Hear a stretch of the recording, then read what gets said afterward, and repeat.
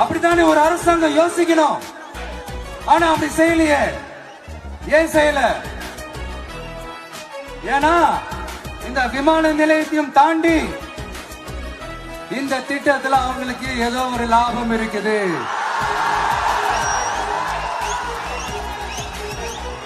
அத நம்ம மக்கள் தெளிவா புரிஞ்சு வச்சிருக்கிறாங்க. நேற்று பரந்தூரில் நடைபெற்ற விமான நிலையத்திற்கு எதிரான போராட்டத்தில் தமிழக வெற்றி கழகத்தின் நிறுவன தலைவர் விஜய் கலந்து கொண்டிருக்கிறார். அவர் போராட்டக்காரர்கள் மத்தியில் பேசின வீடியோ தான் நீங்கள் இப்போ பார்த்துருக்கீங்க. ஸோ இது பற்றி உங்களோட கமெண்ட் என்ன அப்படிங்கிறத நீங்கள் தெரிவிச்சுக்கோங்க. அது மட்டும் இல்லாமல் இந்த போராட்டத்துக்கு எதிராக விஜய் பேசிகிட்டு இருக்காரு. ஆனால் அண்ணாமலை பார்த்தீங்கன்னா இந்த போராட்டத்துக்கு ஆதரவாக பேசிகிட்டு இருக்காரு. திமுகவும் இந்த விமான நிலையத்துக்கு ஆதரவு தெரிவிக்கும் நிலையில் இந்த அண்ணாமலை திமுக என்ன பண்ணாலுமே எதிர்ப்பார்.